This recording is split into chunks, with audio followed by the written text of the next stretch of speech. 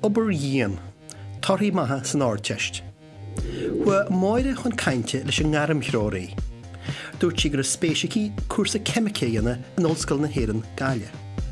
Dúirt an ngaram threoraí gur 400 pointe CAO tastáil. Dúirt sé go gaithí breis éibríanna dá dasta waithí an cuasa snáil, chuir sé cóirle a leasáraí. Rinne Maithe cinne obair na gapalaíanna. Cúpla lá na dhéisin chuir a cara síle ceistearí teach go disco in éanacht lei. Bhí fúnar bháile imeacht amach ach dúirt sí na bhéitetí mar gur go leor obair bhaile le déanamhaí. Tá bochalaí gimar ceisfeile sa chúla.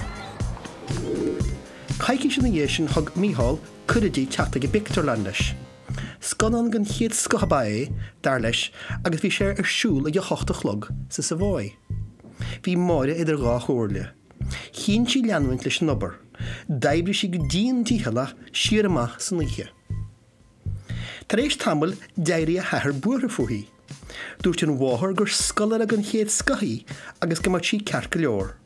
Ní a bheith cúpla mí facha agus idir an dá lín bheith sí ná a scíligin ag na deirí seachtaí.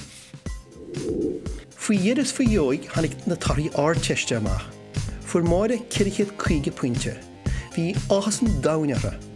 Chréas le cáirde agus a tuismothirí a gasce lei. Dúirt siad gur luach a chud sihir feitici.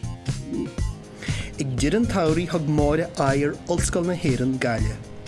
Bhí sí ag toirtfí chúrsa ólaíochta.